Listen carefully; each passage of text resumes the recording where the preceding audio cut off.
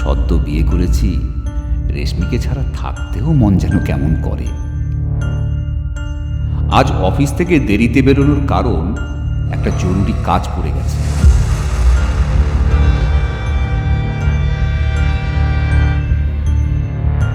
রাত হয়ে গেছিল, তাই আবহাওয়াও কিছুটা ঠান্ডা হয়ে গেছে। প্ল্যাটফর্মের মহিলাটিকে পাশ কাটাতে অন্য রাস্তায় এসে পড়লাম। এবার কি করবে? হ্যাঁ,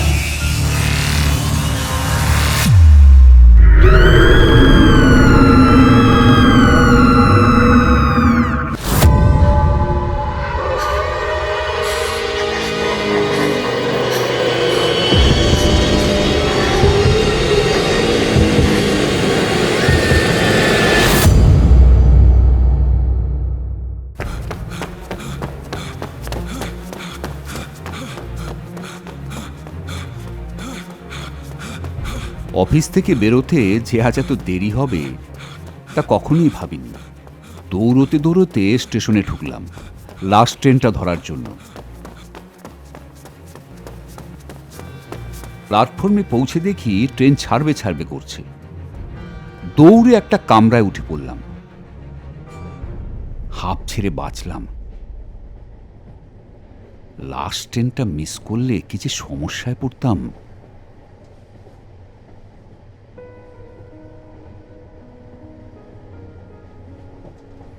আমি কলকাতার একটা ওষুধের কোম্পানিতে কাজ করি। অনেক দিন ধরে কাজ করছি। আজ অফিস থেকে দেরিতে বেরোনোর কারণ একটা জরুরি কাজ পড়ে গেছে। প্রথমে ভেবেছিলাম একটা হোটেলে কোনো মতে কাটিয়ে দেব, কিন্তু বাড়িতে রেশমি অর্থাৎ বউ একা থাকবে বলে মত পাল্টালাম। সদ্য বিয়ে করেছি, রেশমিকে ছাড়া থাকতেও মন যেন কেমন করে।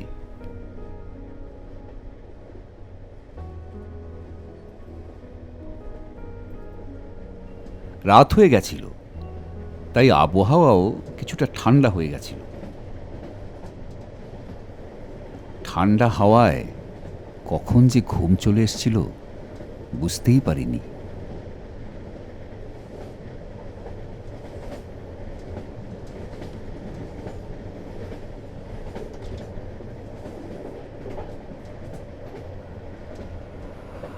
অনেক ঘুমিয়েছ, এবার ওঠো।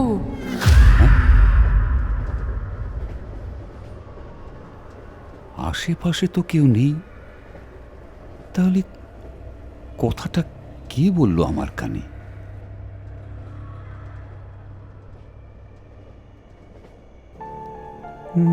কামরার ওদিকে দু একজন বসে আছে, কিন্তু তাদের পক্ষে কথাগুলো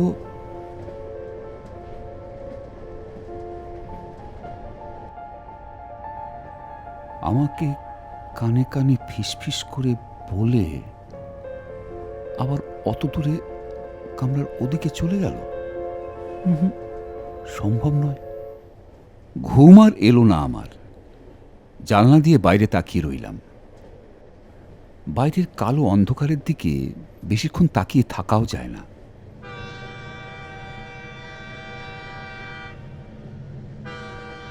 আমি ভাবছি যে কথাগুলো আমার কানে কে এসে বলল।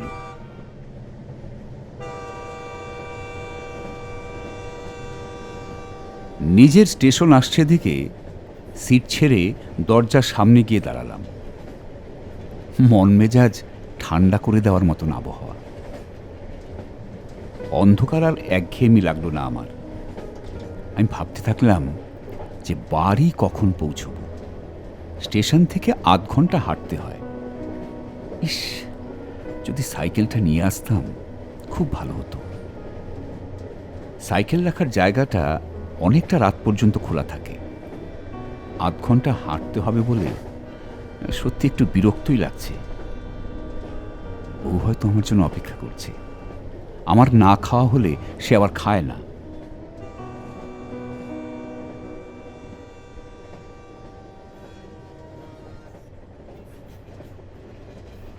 আমি এখানে ট্রেন থেকে লাফ দিয়েছিলাম। হ্যাঁ, আবার? কিন্তু এখানে তো কেউ নেই। কেউ কি আমার সঙ্গে মশকরা করছে নাকি? কিন্তু মশকরা করলে তো এতক্ষণে ধরে ফেলতাম।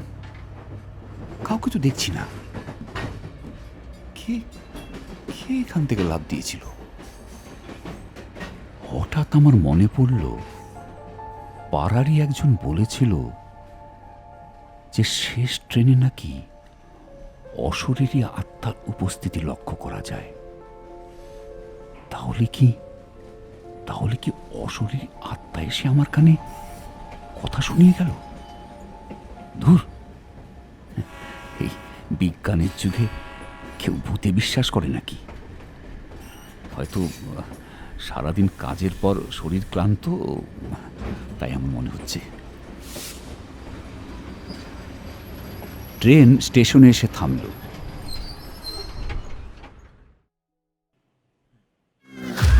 কেউ যেন পেছন থেকে আমাকে ধাক্কা মারল।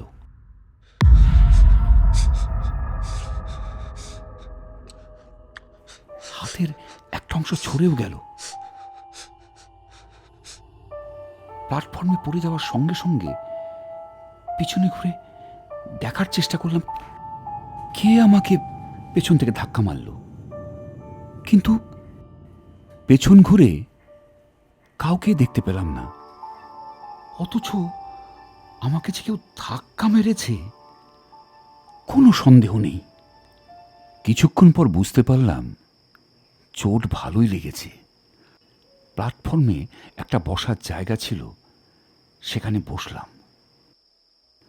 হাঁটুর কাছটাও কেটে গেছে। হাত পা দুটোই টনটন করছে।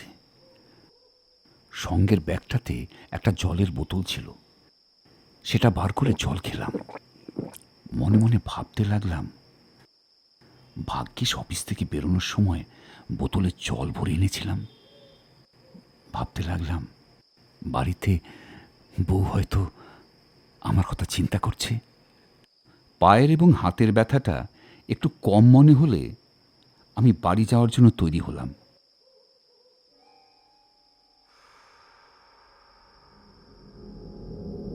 উল্টো দিকের প্ল্যাটফর্মে একজন মহিলা দাঁড়িয়ে রয়েছে। মহিলা মনে হলো এই কারণে যে শাড়ি পরে রয়েছে। এবার আমি উঠে দাঁড়াতে প্ল্যাটফর্মের অপর প্রান্তের মহিলাটিও হাঁটতে শুরু করল। ফুটব্রিজ ব্যবহার করল না, সোজা লাইন অতিক্রম করে এগিয়ে আসতে লাগলো। আমি একটু ঘাবড়ে গেলাম। আরে কি কারণে এই মহিলাটি আমার দিকে আসছে আমি ঠিক বুঝতে পারলাম না। একে রাত হয়ে গেছে, তার উপর জোরে হাওয়াও বইছে। মহিলাটির কথা না ভেবে আমি প্ল্যাটফর্ম থেকে বাইরে যাওয়ার জন্য জোরে হাঁটতে শুরু করে দিলাম। কিন্তু পায়ে চোট, ফলে বেশি জোরে হাঁটতেও পারছি না। খোঁড়াতে খোঁড়াতে একদিকে প্ল্যাটফর্ম থেকে বাইরে যাওয়ার পথটা দেখে নিচ্ছি, আর অন্যদিকে আমার দিকে ধীরে ধীরে এগিয়ে আসা মহিলাটার দিকেও নজর রাখছি। কিন্তু মহিলাটি আসার আগেই আমি প্ল্যাটফর্ম থেকে বেরিয়ে রাস্তায় নেমে পড়লাম। রাস্তায় নেমেই পেছন ফিরে দেখলাম যে মহিলাটি আমার পিছু নিয়েছে কিনা। না, কেউ নেই পেছনে। আমার মনে হলো মহিলাটি বোধহয় প্ল্যাটফর্মেই থাকে, বিক্রি টিকিরি হবে। আমাকে এত রাতে দেখতে পেয়ে খাবারের জন্য এগিয়ে আসছিল। ভাগ্যিস কথা হয়নি, কারণ আমার কাছে খেতে দেওয়ার মতো কিছুই নেই। খাবারের কথা মনে পড়তেই আমি বুঝতে পারলাম যে আমার জোর খিদে পেয়েছে। রাস্তায় নেমে হাঁটতে শুরু করেছি। বেশ জোরে হাঁটছি। পকেট থেকে মোবাইল ফোনটা বের করে বউকে ফোন করার চেষ্টা করলাম।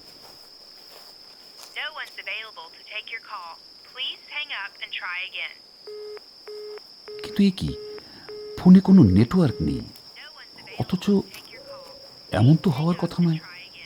রাতের দিকে দিব্যি নেটওয়ার্ক থাকে। প্রায় রাতের দিকে আমি কথা বলি অফিসের কলিগদের সঙ্গে। কিছুক্ষণ হাঁটার পর বুঝতে পারলাম যে রাস্তা আমি ধরেছি সে রাস্তা কখনোই আমাকে বাড়ি পৌঁছে দেবে না। তাহলে কি আমি ভুল করলাম?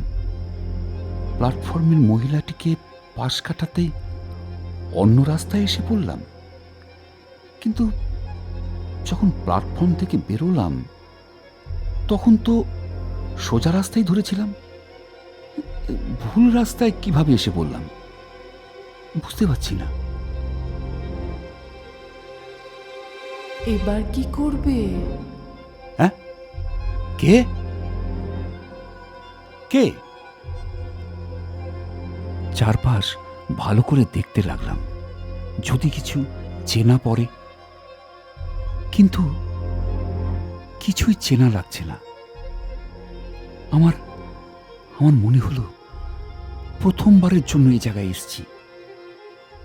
মনে মনে ঠিক করলাম যে পথে এসেছি সে পথেই ফিরে যাব। স্টেশনের সামনে থেকে আবার শুরু করব, কারণ স্টেশন থেকে বাড়ি ফেরার পথটা আমার চেনা। এবার যে পথে এসেছিলাম সে পথেই হাঁটতে শুরু করলাম আবার। কিন্তু কিছুদিন পৌঁছে আবার বুঝতে পারলাম যে আমি পথ হারিয়েছি। কি করব বুঝে উঠতে পারছি না।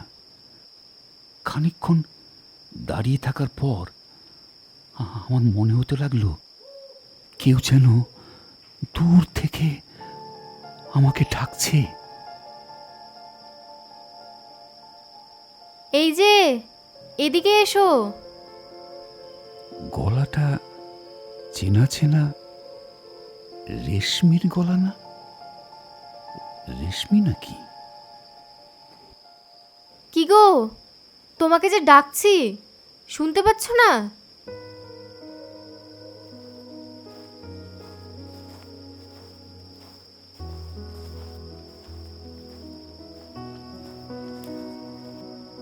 হ্যাঁ, রেশমি তো। রেশমি আমার দেরি হচ্ছে জন্য ও খুঁজতে বেরিয়ে গেছে। রেশমিকে দেখে হাঁপ ছেড়ে বাঁচলাম। কি গো, বাড়িতে কি রান্না করেছ? তোমার প্রিয় চিংড়ি মাছ রেঁধেছি আজকে। বাড়ি চলো, খেতে দেব।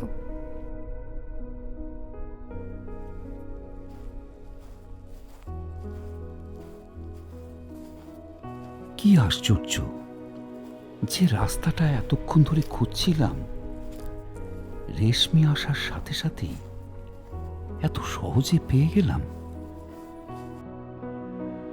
বাড়ি পৌঁছে হাত মুখ ধুয়ে খেতে বসে পড়লাম।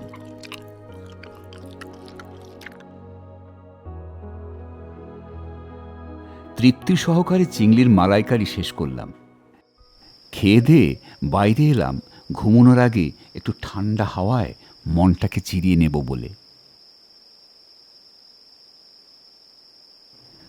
বাইরে কিছুক্ষণ দাঁড়িয়ে দাঁড়িয়ে ভাবতে লাগলাম কি করে রাস্তা ভুল করলাম। আমার জন্ম এখানে। বাইরে দাঁড়িয়ে একটা সিগারেট খেলাম।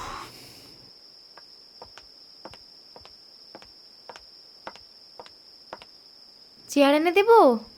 বাইরে কিছুক্ষণ বসবে নাকি তুমি? চেয়ারটা আনতে যদি তোমার কোনো অসুবিধে না হয় এনে দাও। চেয়ারে বসে ভাবতে লাগলাম আজ সন্ধ্যের পর থেকে আমার সাথে কি কি হয়েছে। ভাবতে ভাবতে আমার মনে পড়ল যে রেশমির সাথে রাস্তায় দেখা হওয়ার পর একবারও রেশমি তার সামনে আসেনি। যেটুকু কথাবার্তা হয়েছে তা দূর থেকে। তারপর মনে হলো হয়তো কাজে ব্যস্ত, তাই আমাকে সময় দিতে পারছে না। এই ভাবতে ভাবতে আমি চেয়ারে বসেই ঘুমিয়ে পড়লাম।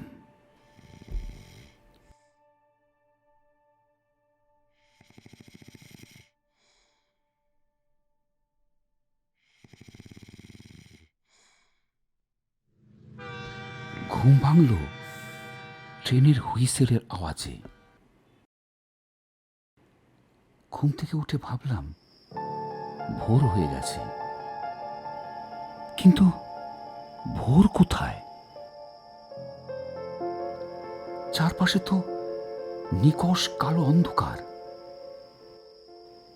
অবাক হয়ে দেখলাম আমি একটা প্ল্যাটফর্মের চেয়ারে বসে রয়েছি।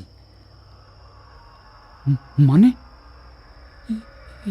এটা কি করে সম্ভব? আমি তো একটু আগে বাড়িতে ছিলাম। ইতিমধ্যে ট্রেনটি চলে গেছে, প্ল্যাটফর্ম সম্পূর্ণ ফাঁকা। কিন্তু উল্টো দিকের প্ল্যাটফর্মে কেউ একজন দাঁড়িয়ে রয়েছে। ভালোভাবে দেখার পর বুঝতে পারলাম উল্টো দিকের মানুষটি আসলে একজন মহিলা।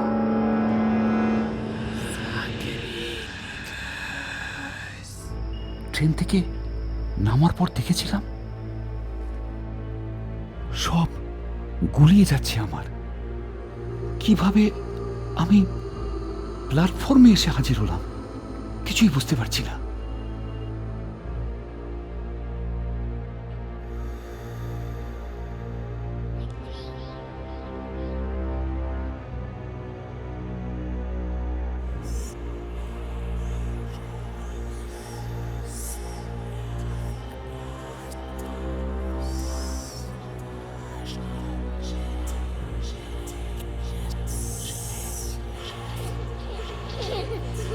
চেয়ার এনে দেব?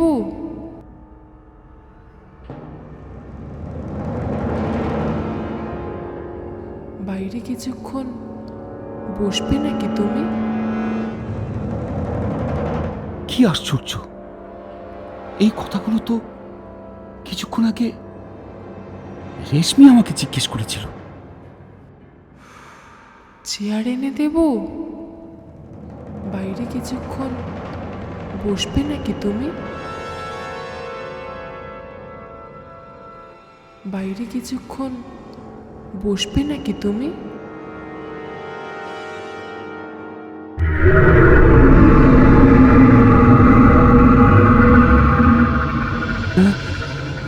এরা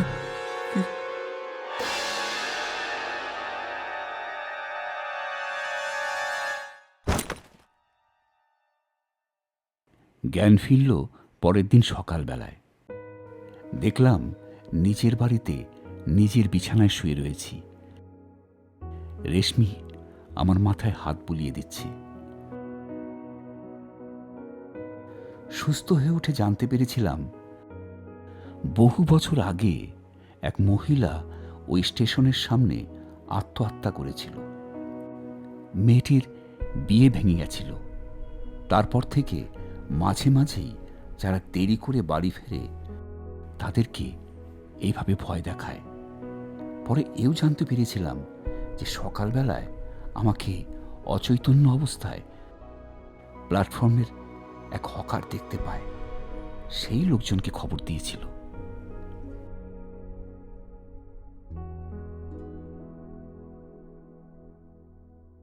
আমাদের ভিডিওগুলো যদি আপনাদের ভালো লেগে থাকে অবশ্যই চ্যানেলটিকে সাবস্ক্রাইব করবেন, লাইক, কমেন্ট এবং শেয়ার করবেন।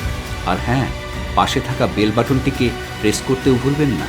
তাহলে আমরা আপনাদের জন্য নিয়ে আসা ভিডিওগুলোকে সঠিক সময়ে আপনাদের কাছে পৌঁছে দিতে পারব। দেখা হচ্ছে নতুন কোনো ভিডিওতে। ধন্যবাদ।